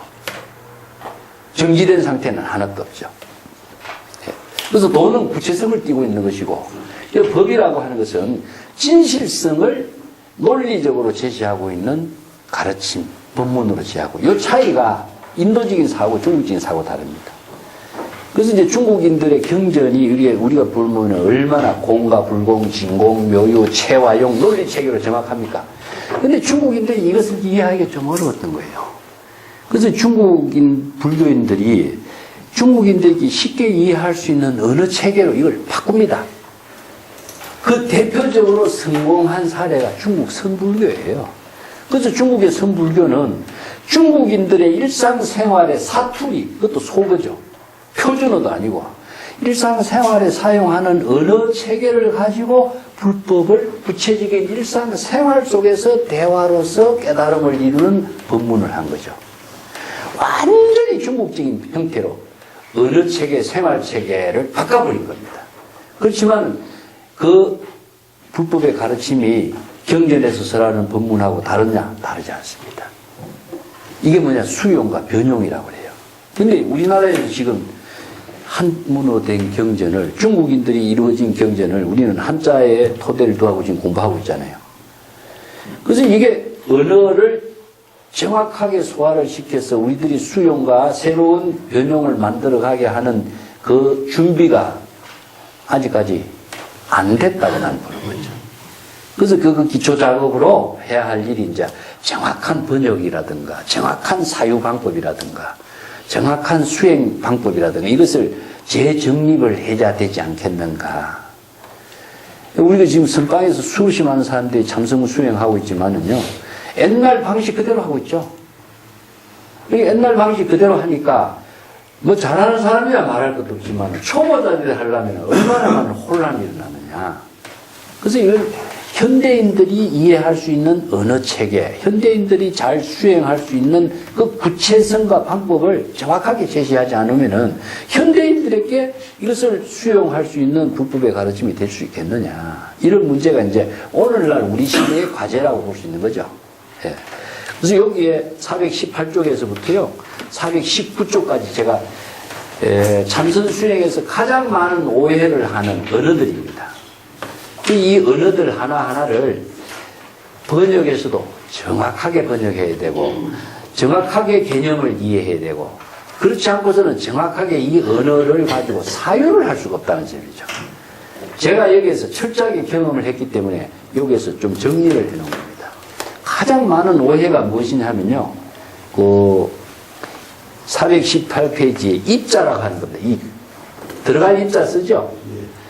입불이법문, 입법계, 입정, 입문, 이런 글자를 하니까 들어가다, 다 들어가다라고 번역합니다. 근데 글자를 보면 맞아요. 근데 불법의 가르침에 본다면 이게 맞지 않아요. 들어가면은 들어가는 대상이 있고 경계가 있고 목적지가 되어버리겠죠. 그러면 들어가기는 들어가는데 그 들어가는 곳이 바로 또 집착의 대상 경계가 되고 목적지가 되기 때문에 또 이짝 중생에서 저짝 중생이 되어버리는 결과 뭐가 다르겠어요? 이런 문제. 또 귀라든가 419페이지 맨 처음에 귀, 기명, 기가 내가 항상 변성, 왕생, 내생, 해심, 화는, 황기본처, 진여, 이거 전부 똑같은 말입니다. 항상 본래로 되돌아간 걸 말하거든요. 그래서 본래로 되돌아가는 상태를 귀, 불 하면 부처님께 귀합니다 하니까, 자, 우리가 그 의식 속에서 그것이 잠재적으로 베껴버린 거죠. 그렇기 때문에 이게 바뀌기가 어려운 겁니다. 아, 부처님이 계시기 때문에 부처님에게 귀의하고 목숨을 다 바쳐 부처님에게 귀의합니다. 이런 게 그 신과 같은 존재의 부처가 우리의 머릿속에 딱 남아버리기 때문에 자기가 부처가 될 수 있는 인연을 만들어낼 수가 없는 거죠. 그래서 이 사고의 틀이 바뀌면요, 자기가 이 전향 바꾸기가 무척 어렵습니다. 이게. 그래서 이런 것을 오히려 잘못 알고 참선 수행하니까 정법의 수행을 하지 못하고 항상 중생이 되는 길에서만 평생 맴도는 이런 부작용이 지금 거듭되고 있지 않느냐. 그래서 제가 이런 점을 정법의 수행을 하는 참선 수행의 방향을 제시하자 해서 정리해 본 거예요. 여기에 419페이지에 많은 언어들이 다 그런 오해를 불러일으키는 언어들입니다.